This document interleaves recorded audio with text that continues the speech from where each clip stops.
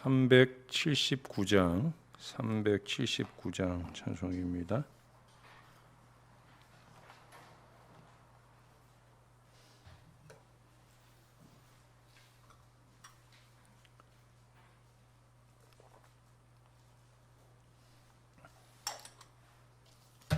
내 갈 길 멀고 밤은 깊은데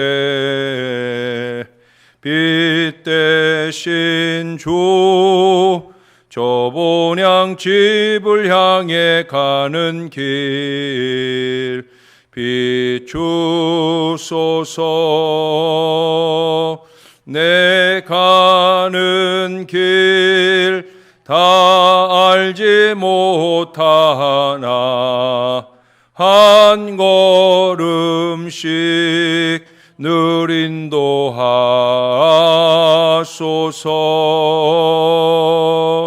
이전에 방탕하게 지낼 때에 교만하여 맘대로 고집하던 이 죄인 사하소서. 내 지은 죄 다 기억 마시고 주 뜻대로 늘 주장하소서.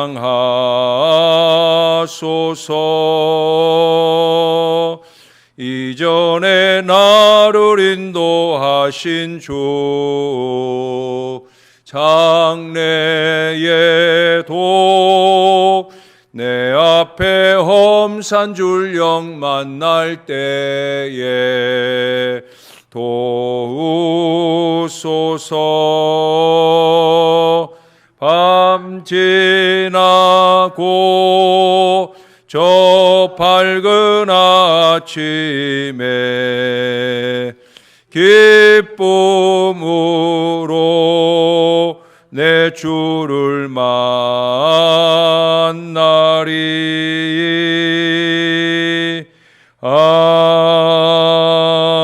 아멘.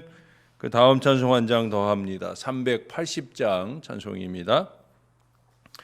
나의 생명 되신 주님 앞에 나아갑니다. 주의 흘린 보혈로 정케하사 받아주소서. 날마다 주를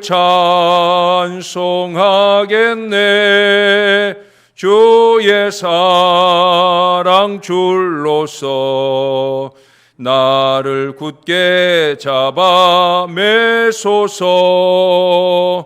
괴로운 세상 지낼 때 나를 인도하여 주소서.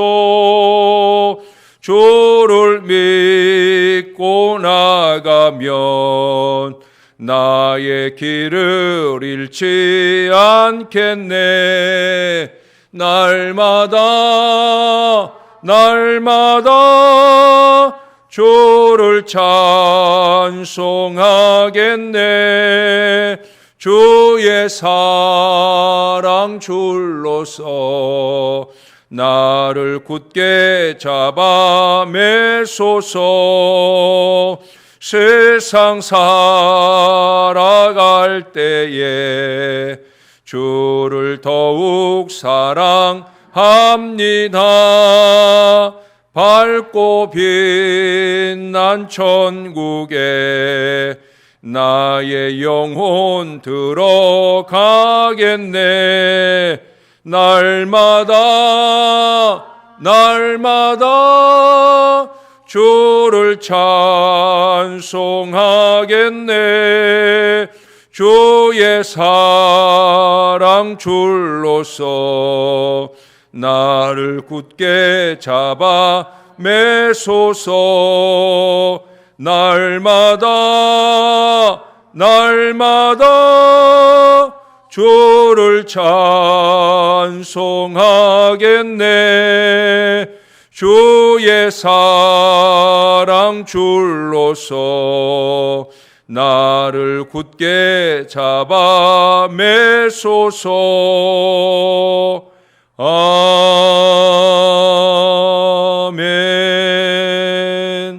기도하겠습니다. 하나님 아버지, 우리는 날마다 우리의 할 일을 하겠습니다. 우리 하나님을 찬송하고 우리 하나님께 영광 돌리는 그 거룩한 삶의 역사를 이어가며 주님의 구원을 이룰 하나님의 귀한 백성으로 잘 살아가겠습니다. 주님은 우리에게 사랑의 줄을 내려 주옵소서. 그 줄로 우리를 단단히 매어 주셔서 우리가 곁길로 가지 않도록, 어리석은 세상길로 가지 않도록 온전히 하나님만 의지하고 갈 수 있도록 날마다 순간마다 우리를 지켜주시고 인도해 주옵소서. 우리의 하나님 되시는 우리의 구주 예수님의 이름으로 기도합니다. 아멘. 오늘 말씀은 이사야서 51장 9절의 말씀이죠. 이사야 51장 9절부터 마지막 23절까지 오늘 본문입니다. 한 절씩 교독해 읽겠습니다. 23절은 같이 읽습니다. 9절 말씀입니다. 여호와의 팔이여 깨소서 깨소서, 능력을 베푸소서. 옛날 옛 시대에 깨신 것 같이 하소서. 라합을 점이시고 용을 찌르시니가 어찌 주가 아니시며.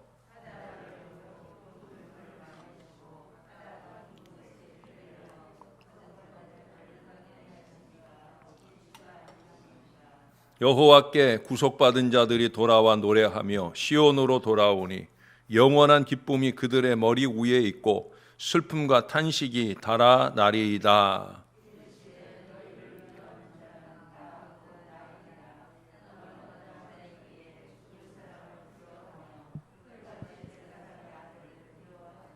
하늘을 펴고 땅의 기초를 정하고 너를 지은 자 여호와를 어찌하여 잊어버렸느냐.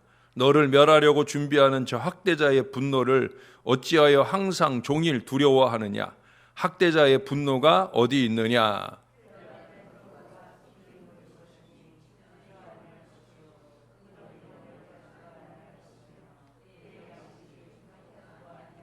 나는 내 하나님 여호와라. 바다를 휘저어서 그 물결을 뒤흔들게 하는 자이니 그의 이름은 만군의 여호와니라.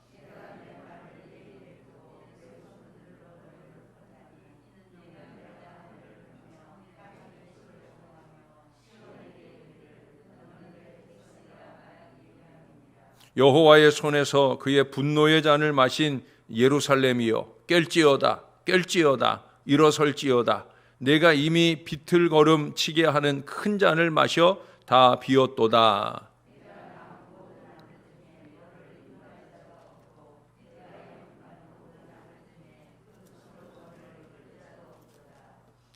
이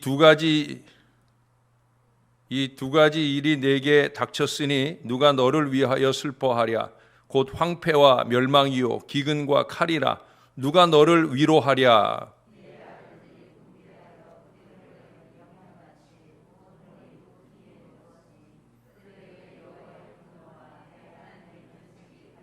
그러므로 너 곤고하며 포도주가 아니라도 취한 자여 이 말을 들으라.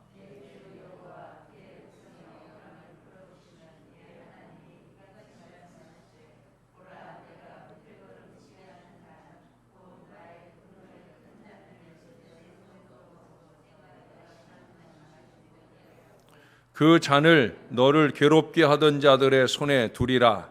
그들은 일찍이 내게 이르기를 엎드리라. 우리가 넘어가리라 하던 자들이라. 너를 넘어가려는 그들에게 내가 내 허리를 땅과 같게 길거리와 같게 하였느니라 하시니라. 아멘.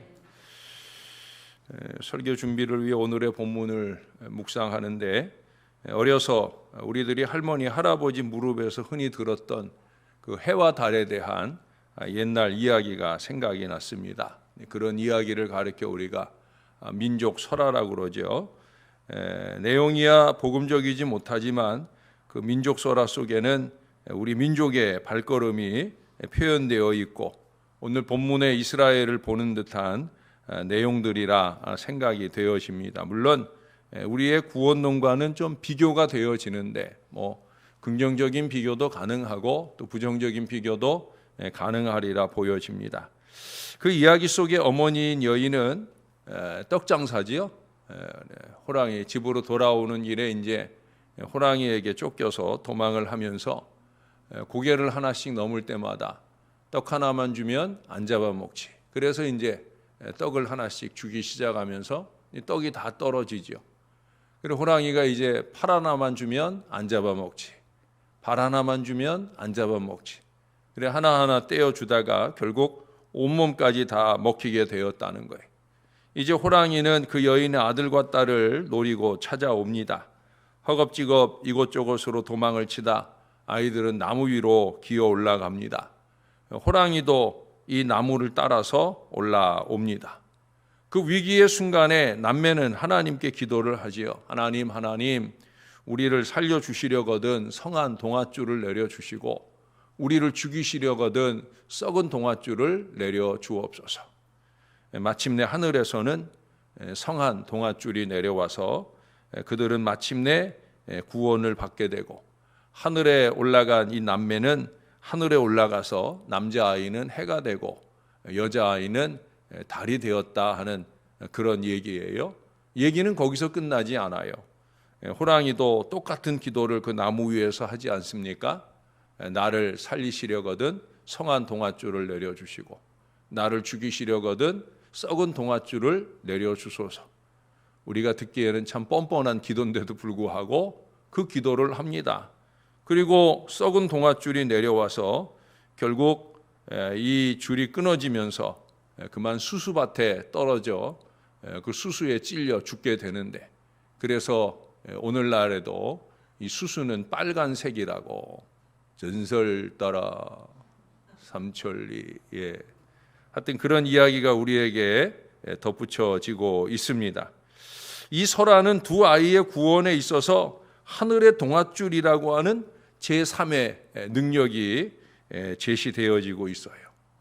그건 하늘에서 제3의 능력으로 이 아이들의 구원을 이룬 힘이죠.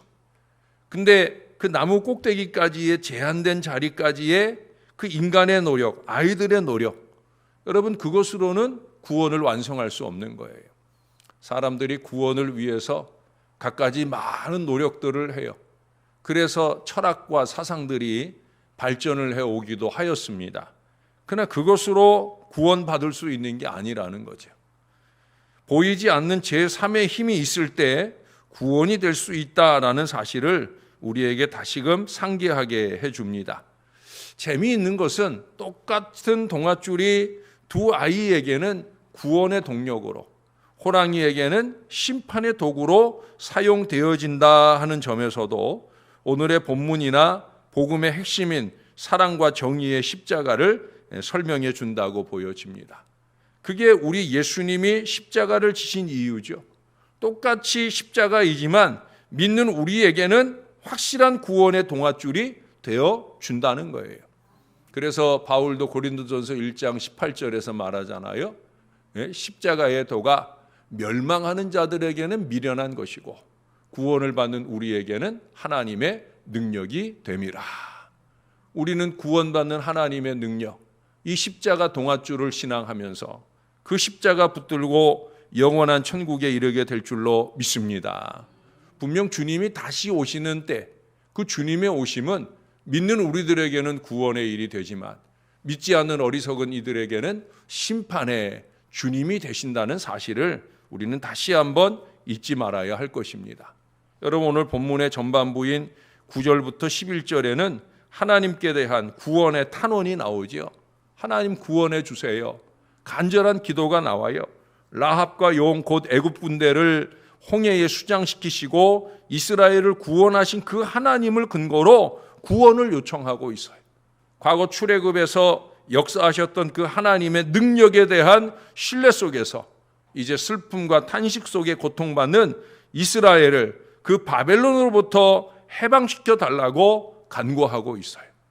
간구의 내용인 11절의 결론을 보면 그렇습니다. 여호와께 구속받은 자들이 돌아와 노래하며 시온으로 돌아오니 영원한 기쁨이 그들의 머리에 있고 즐거움과 기쁨을 얻으리니 슬픔과 탄식이 달아나리이다.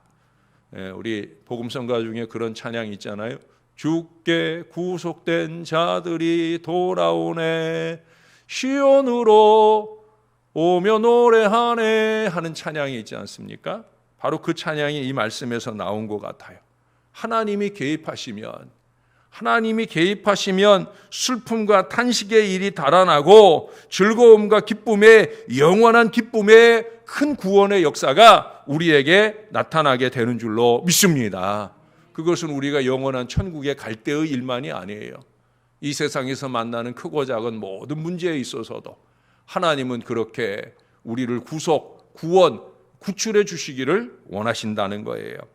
여기 12절 이하에서는 이러한 구원을 바라는 이 탄원적 간구에 대해서 다시금 진노의 잔을 거두시고 구원의 동아줄을 베풀어 주시는 우리 하나님의 말씀과 예언이 이어집니다.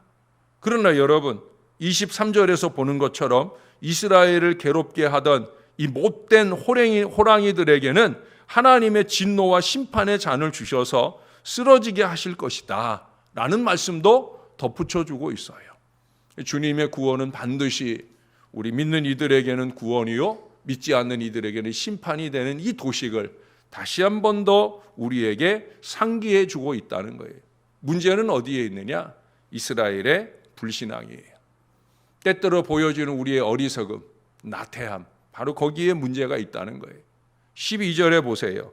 이르시되 너희를 위로하는 자는 나 곧 나이니라. 근데 너는 어떠한 자이기에 죽을 사람을 두려워하며 풀같이 될 사람의 아들을 두려워하느냐. 너희를 구원할 자는 나다. 너희를 위로할 자는 나다. 하나님의 선언이에요.